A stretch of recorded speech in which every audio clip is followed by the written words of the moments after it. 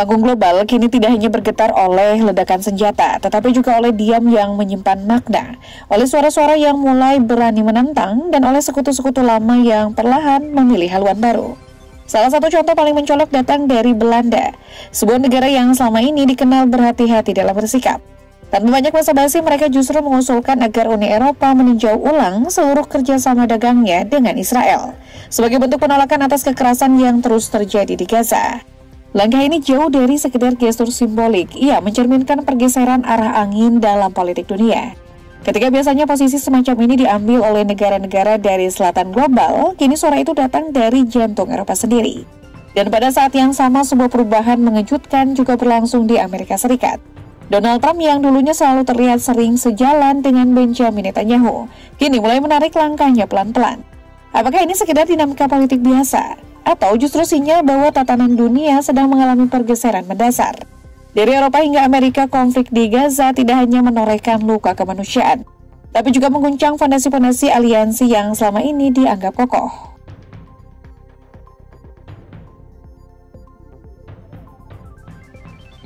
Di tengah derasnya kritik dari berbagai belahan dunia, Netanyahu tidak memilih jalan diplomasi yang menenangkan. Sebaliknya, ia melangkah semakin jauh, menempatkan dirinya berhadapan langsung dengan para sekutu lama. Retorika yang ia lontarkan tidak lagi terdengar seperti pembelaan, melainkan tantangan. Dalam beberapa pernyataannya, ia mulai mengisyaratkan bahwa Israel harus siap berdiri sendiri, tanpa bergantung pada perlindungan militer Amerika Serikat.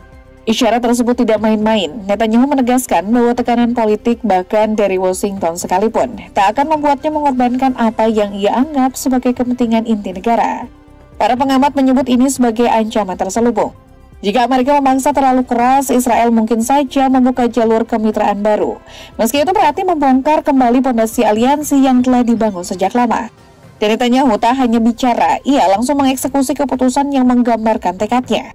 Ia meluncurkan sebuah kampanye militer dengan nama yang tak kalah dramatis. Operasi Kereta Perang Gideon.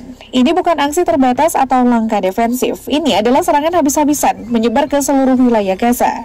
Saat dunia meminta jeda dan mengangkat bendera gencatan senjata, Netanyahu malah mengangkat bara yang lebih panas.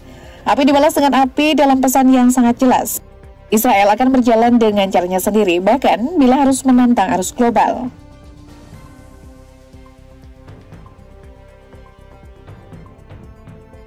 Sebelum kita menengok ke arah reaksi global dan mulai membahas goyahnya poros-poros kekuasaan dunia, ada satu hal yang tidak boleh kita lupakan. Pusat dari semua gejolak ini adalah penderitaan manusia yang begitu nyata di Gaza. Di balik keduhnya diplomasi, tajamnya retorika politik, dan manuver kekuatan besar, jutaan orang terperangkap dalam situasi yang mendekati kehancuran total. Inilah titik awal dari guncangan geopolitik yang menggema hingga ke ibu kota negara-negara besar.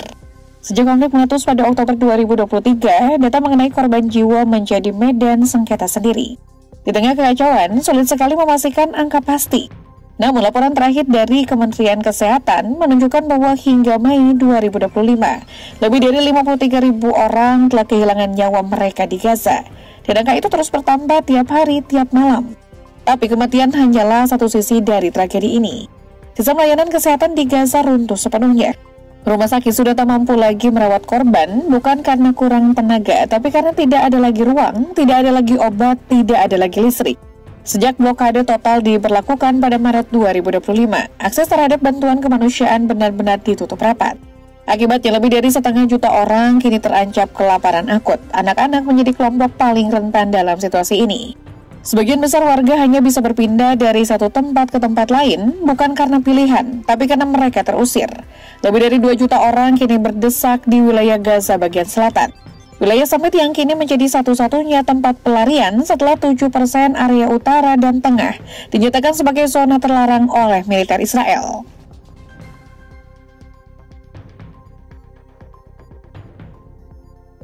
Sesuatu mulai berubah ketika dunia menyaksikan sendiri kedahsyatan penderitaan itu. Untuk pertama kalinya dalam waktu yang lama, dukungan politik yang selama ini tampak kokoh terhadap Israel mulai menunjukkan retakan. Gelombang simpati kepada warga sipil Gaza mulai merembes ke ruang-ruang kebijakan, bahkan di negara-negara yang selama ini menjadi pendukung setia Tel Aviv. Salah satu suara paling tajam datang dari Presiden Prancis Emmanuel Macron. Dalam wawancara yang disiarkan secara luas, ia tidak hanya mengecam keras serangan militer Israel, tapi juga menyebut blokade terhadap bantuan kemanusiaan sebagai tindakan yang memalukan dan tidak bisa dibenarkan. Itu adalah kata-kata yang jarang terdengar dari seorang pemimpin Eropa terhadap sekutu lamanya. Namun Netanyahu tak tinggal diam, ia membalas pernyataan tersebut dengan tuduhan keras bahwa Macron menurutnya telah berpihak pada organisasi teroris.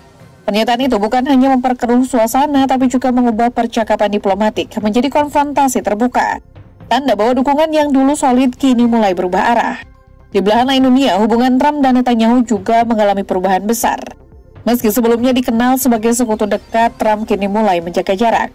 Trump bahkan tidak mengikut-sertakan Israel dalam pembicaraan penting seperti negosiasi nuklir dengan Iran dan dialog damai dengan kelompok Houthi di Yaman. Bagian dalam upaya pembebasan sandera, Israel tidak dilibatkan secara langsung. Sementara itu, di panggung global, Rusia dan China tampil tegas. Ketika Amerika Serikat dan Israel mengajukan rencana distribusi bantuan kemanusiaan, kedua negara ini menolak keras.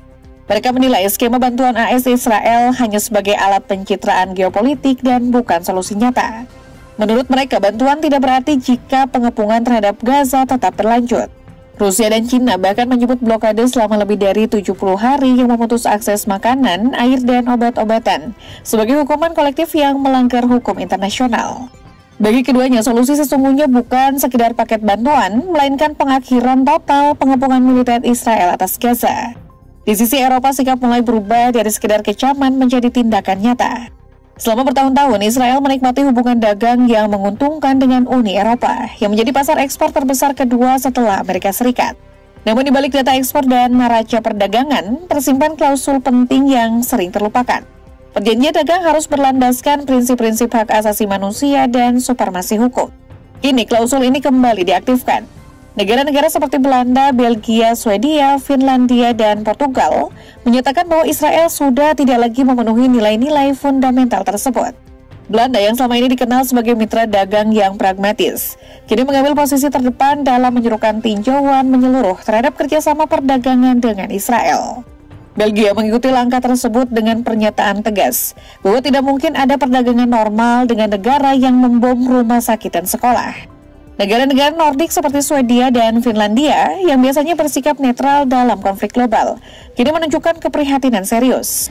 Mereka menilai bahwa operasi militer Israel telah melewati batas dan jelas bertentangan dengan nilai-nilai yang dijunjung tinggi oleh Eropa. Portugal meskipun jarang vokal soal isu Timur Tengah justru muncul sebagai suara paling lantang. Mereka menyerukan agar sebagian atau seluruh komponen perjanjian dagang dengan Israel ditangguhkan sampai ada investigasi internasional yang memastikan Israel tidak melanggar hak asasi manusia di Gaza. Pernyataan-pernyataan ini bukan sekedar tekanan moral semata. Ini adalah langkah awal menuju isolasi ekonomi yang berpotensi berlanjut menjadi isolasi politik. Jika tekanan-tekanan ini terus menguat, bukan tidak mungkin Uni Eropa secara kolektif akan mempertimbangkan pemutusan hubungan dagang yang selama ini dianggap terlalu sensitif untuk disentuh. Dorongan ini juga diperkuat oleh pernyataan mengejutkan dari 7 ahli genosida internasional, termasuk Omer Bartov, seorang pakar Holocaust Israel Amerika, yang menyatakan ada bukti kuat bahwa Israel tengah melakukan genosida terhadap rakyat Palestina. Jika tekanan dari Eropa berubah menjadi aksi nyata, Israel tak hanya akan menghadapi isolasi diplomatik, tetapi juga resiko kehilangan legitimasi moral di mata dunia.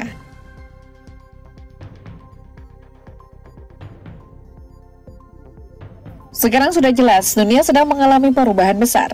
Konflik di Gaza bukan lagi sekedar pertempuran lokal, melainkan refleksi retaknya konsensus global. Di kota-kota besar dunia dari London hingga Paris dan Madrid, jutaan orang turun ke jalan menyuarakan pesan yang tak bisa diabaikan, bebaskan Palestina.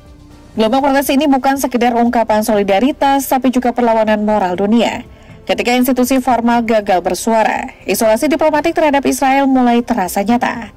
Negara-negara Eropa menghentikan pengiriman senjata, perjanjian dagang dikaji ulang, dan pertemuan internasional diwarnai boikot.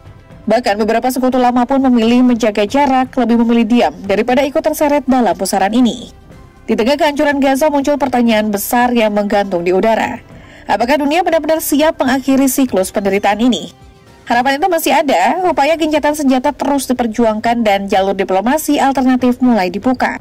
Dunia mulai menyadari satu hal penting, tanpa keadilan bagi Palestina, perdamaian yang sesungguhnya di Timur Tengah hanyalah ilusi. Meski Gaza hancur secara fisik, semangat perlawanan dan tuntutan keadilan kini menyebar ke seluruh penjuru dunia.